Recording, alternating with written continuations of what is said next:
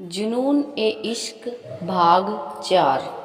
उत्कर्ष पाकीज़ा के जाने के बाद बस वहीं खड़ा खड़ा दरवाजे की ओर देखता जा रहा था। वो बस ये जानने की कोशिश कर रहा था कि आखिर ऐसा क्या हो गया था उसे, जो पहली बार वो किसी के आंसू देखकर खुद के दिल को हजार टुकड़े में टूटता महसूस कर रहा था। उससे ऐसा लग रहा था कि पाकीज़ा को रुलाकर आज खुद उसने अपने दिल को हथौड़ों से लाखों बार मार छलनी कर दिया हो। जैसे उसने दरवाजे से देखा कि पाकीज़ा रोते हुए अपनी कुर्सी पर बैठ गई। कुछ देर बाद उसे रोता देख प्रिया वहाँ आई और उसे ऐसे देख उससे पूछा, क्या हुआ, तुम रो क्यों रही हो?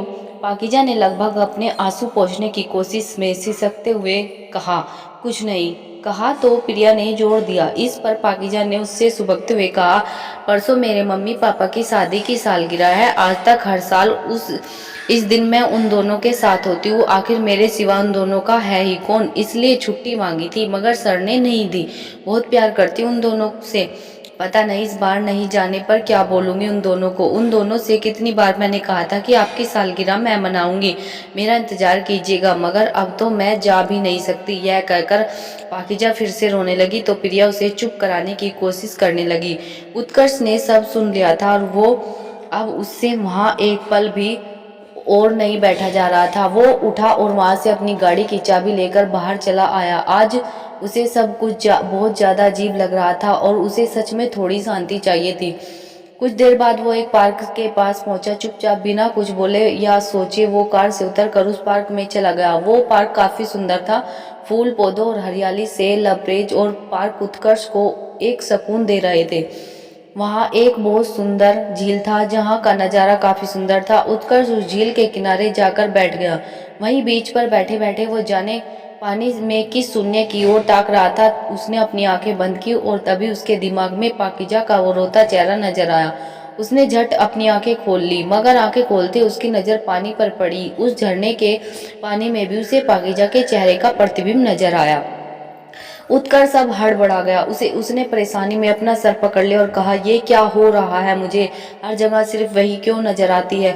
ओ मुझे तभी पीछे से उसे वहाँ के चौकीदार ने आवाज लगाई और कंधे पर थपकी दी। साहब जी, बहुत देर हो गई है, घूमने का समय काफी देर पहले ही खत्म हो गया है। आज जाएंगे तो हम पार्क बंद कर पाएंगे। उत्कर्ष ने अपनी घड़ी देखी जिसमें पहले से ही 9:15 बज रहे थे। उत्कर्ष बिना कुछ बोले सर हिलाकर वहां से निकल गया। उसी रास्ते में वापस चलता उत्कर्ष काफी देर तक अपनी गाड़ी यूं ही सड़कों पर घुमा रहा था। पता नहीं आज उसकी सोचने की शक्ति को आखिर क्या हो गया था। वो ऐसी हरकतें कर रहा था। वक्त बीतता जा रहा था। उत्कर्ष को अंदाजा ही नहीं लगा कि कब गाड़ी चलाते चलाते वो दोबारा अपने ऑफिस के रास्ते पर चला आया था। तभी उसे रास्ते में किसी की आवाज आई, दूर हटो, देखो मैं कह रही हूँ, छूना मत मुझे, आई किल यू। ओहो जाने मन, कत्ल तो हमारा, ये तुम्हारी निगाहें ही कर रही हैं।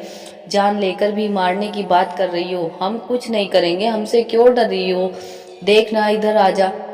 उत्कर्ष घूमकर उस ओर देखने लगा। सामने बस स्टॉप पर उसे पाकीज़ा खड़ी मिली, जिसे कुछ लड़के तंग कर रहे थे। वे लड़के उसे छूने की कोशिश कर रहे थे और पाकीज़ा उनका हाथ झटक कर दूसरी ओर जा रही थी। यह देखते उत्कर्ष की आंखें गुस्से में धधकने लगी। गुस्से में लबरेज उत्कर्ष ने अपनी गाड़ी मोड़ तुरंत बस स्टॉप के पास पाकीज़ा के सामने ले जाकर खड़ी कर दी। अचानक इस तरह किसी गाड़ी के वहां आ जाने से वे लड़के हड़बड़ा गए और हल्की सहमी हुई पाकीज़ा और सहम गई। उत्कर्ष ने अपनी गाड़ी का शीशा नीचे किया और एक नज़र उन लड़कों को घूर कर फिर पाकीज़ा की ओर देखा। उसने पाकीज़ा से कहा, अंदर आ जाओ। ऐसा लगा मानो वह उसे आदेश दे रहा हो। पाकीज़ा ने जैसे उत्कर्ष को देखा वो जल्दी से गाड़ी की ओर बढ़ने लगी। उसने गुस्से में जलती उसकी आंखें देख उसकी बात का प्रतिकार करने की कोशिश भी नहीं की। तभी एक लड़का उसके सामने आ गया और उसे रोकते हुए उत्कर्ष से बोला, क्यों बे, ज्यादा हीरोगिरी चढ़ी है क्या तुझे? ये लड़की क्या तेरी बहन लगती है जो बचाने आ गया? निकल यहाँ से, वरना तो वो हाल करेंगे कि उठने के लायक नहीं बचेगा फिर। उत्कर्ष ने ये सुना और गुस्से में अपनी गाड़ी से बाहर निकलते हुए अपनी शर्ट की आस्तीन अपनी बाह पर चढ़ाते हुए बोला, सालों, मेरी ही बीवी को ले जाने के लिए मुझे तुम लोगों की इजाजत लेनी होगी क्या? अब निकलो यहाँ से, वरना। अच्छे खासे हट्टे कट्टे उत्कर्ष को ऐसे निकलता देखकर वे लड़के थोड़ा शक पका गए। उत्कर्ष उस लड़के को जिसने पाकीज़ा को रोका था मारने के लिए आगे बढ़ा ही था कि तभी पाकीज़ा ने उसका हाथ पकड़ लिया और रोक लिया और धीरे से कहा, छोड़िए ना, जाने दीजिए। पाकीजा की आवाज़ पर उत्कर्ष रुक गया। पाकीजा ने उन लड़कों को देखा और कहा, कॉलेज में पढ़ते हो ना तुम सब अभी? तुम लोगों को इतनी समझ नहीं कि औरत की इज्जत क्या होती है। उम्मीद करूंगी कि किसी दिन तुम्हारी बहन मेरी जगह और फिर रोती हुई आकर बताए तुम्हें कि क्या हुआ उसके साथ। भगवान करे ऐसा कभी ना हो, मगर उस वक्त ही तुम्हें एहसास होगा अपनी अपनी गलतियों का। पढ़ने लिखने की उम्र है, क्यों वक्त बर्बाद कर रही हो?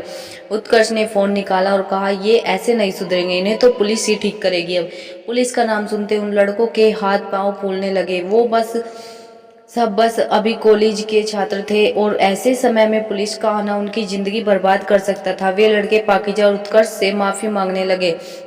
सॉरी सॉरी, प्लीज हमें माफ कर दीजिए, हम आगे से ऐसा कुछ भी नहीं करेंगे, प्लीज पुलिस को मत बुलाइए। उन लड़कों को गिड़गिड़ाता देख पाकीजा ने उत्कर्ष को मना कर दिया। उत्कर्ष भी अब शांत हो गया और आगे से ऐसा कुछ भी नहीं करने की चेतावनी देते हुए उसने पाकीजा का हाथ पकड़ा और उसे लेकर गाड़ी की ओर बढ़ गया। वे लड़के चुपचाप वहां खड़े रह गए। उत्कर्ष की कार रात के उस अंधेरे को चीरते हुए सड़कों पर दौड़ रही थी। अंदर थे उत्कर्ष और पाकीजा और उनकी खामोशी। उत्कर्ष ने कुछ सोचकर कहा, तुम ठीक हो? पाकीजा ने झिझकते हुए कहा, जी। उत्कर्ष ने कहा, वैसे ऑफिस तो कब का बंद हो चुका, तुम इस वक्त यहाँ क्यों? पाकीजा ने मुंह बनाते हुए मन ही मन कहा, सो चूहे खाकर बिल्ली हज को चली। उत्कर्ष ने कहा, हाँ कुछ कहा तुमने? पाकीजा अपनी चोरी पकड़े जाने के डर से हड़बड़ाते हुए बोली, नहीं नहीं, तो आपने कुछ सुना क्या? नहीं, वो बस मुझे ऐसा लगा। उत्कर्ष ने कहा, तुमने बताया नहीं कि तुम इस वक्त यहाँ क्या कर रही थी? मैं कल रात घर जाने वाली थी तो मैंने अपनी सारी फाइलें निकाल दी और पूरी करने के लिए, मगर आपने छुट्टी नहीं दी तो फिर हमारा मन नहीं हो रहा था हॉस्टल जाने का, इसलिए आज यहीं रुकना चाह रहे थे। मगर प्रिया भी जब निकल आई तो फिर मुझे अंधेरे में अकेले डर लगने लगा, पाकीजा ने जवाब दिया। उत्कर्ष हंस दिया, डर? वो भी तुम्हें? अच्छा, मजाक है। क्यों, इसमें मजाक क्या है? पाकीजा ने चिढ़ते हुए कहा। उत्कर्ष ने कहा, जो लड़की एक कुत्ते के लिए मुझसे लड़ने के लिए तैयार रहती हो, भला फिर उसे भूतों से डरने की क्या जरूरत है? पाकीजा ने मन ही मन कहा, कायदे से तो मैं भैरव बाबा हुई, सारा दिन आप जैसे भूत के साथ जो रहती हूँ। लेकिन फिर उसने सिर्फ इतना कहा, वेरी फनी।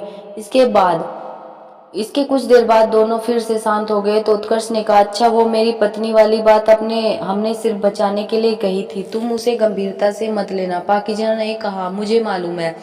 इस पर उत्कर्ष ने फिर से कहा, अच्छा, मुझे सुबह के लिए भी माफ कर देना, मुझे तुमसे उस तरीके से बात नहीं करनी चाहिए थी। उत्कर्ष अभी अपनी बात कह ही रहा था कि पाकीजा ये सुनकर घूमकर उसकी ओर देखने लगी। और ये सूरज आज किस दिशा से उगा था जो ये खड़ूस आज खुद मुझसे माफी मांग रहा है? उसने मन ही मन सोचा।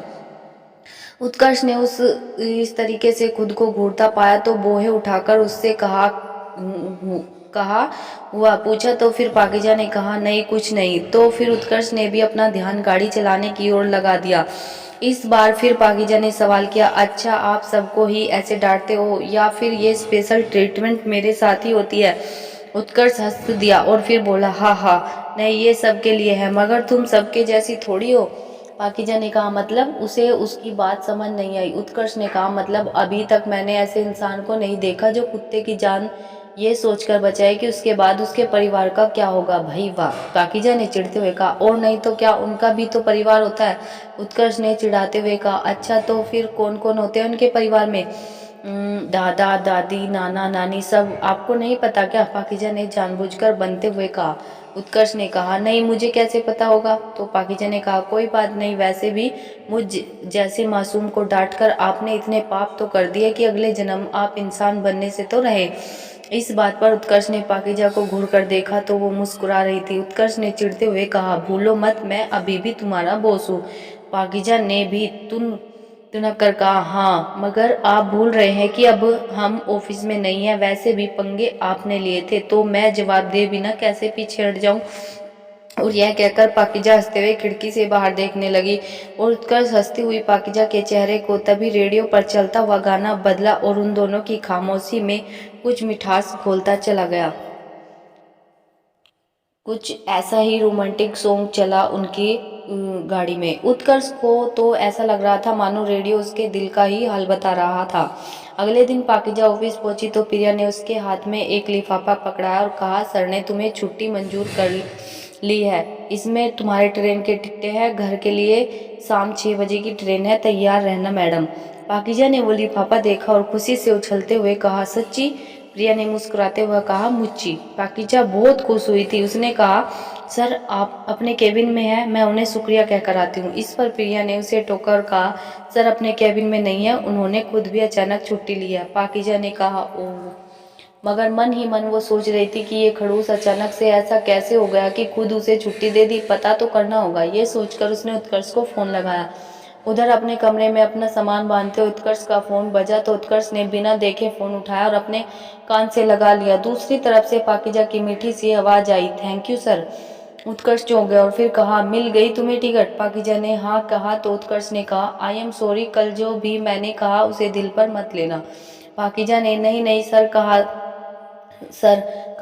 तो उत्कर्ष ने दोबारा कहा, हम। और कुछ देर तक दोनों ही चुप रहे। जब पाकीज़ा को लगा कि अब कहने को कुछ नहीं तो उसने कहा, ओके सर, फ़ोन रखती हूँ। Again thank you so much sir. Utkarsh बेचारा चाहता तो नहीं था मगर क्या ही करता, इसलिए उसने कहा, ओके, और अंकल आंटी को मेरी तरफ से सालगिरह की मुबारकबाद देना। पाकीज़ा ने हाँ कहा और फिर फ़ोन रख दिया। उधर दूसरी तरफ उत्कर्ष अभी फ़ोन पकड़े खड़ा खड़ा मुस्कुरा रहा था कि तभी उसकी नज़र कमरे में फैले सामानों पर गई। तो फिर उसने अपना माथा पीट लिया और कहा, चल बेटा उत्कर्ष, लग जा काम पर। क्या उत्कर्ष पाकीज़ा के लिए अपनी भावनाओं को दर्शा पाएगा? क्या पाकीज़ा पहचान पाएगी असली उत्कर्ष के प्यार को? जानेंगे अगले भाग में। धन्यवाद। आपको हमारी ये कहानी कैसी लगी हमें कमेंट में बताएं। हमारे चैनल को सब्सक्राइब करें। धन्यवाद दोस्तों।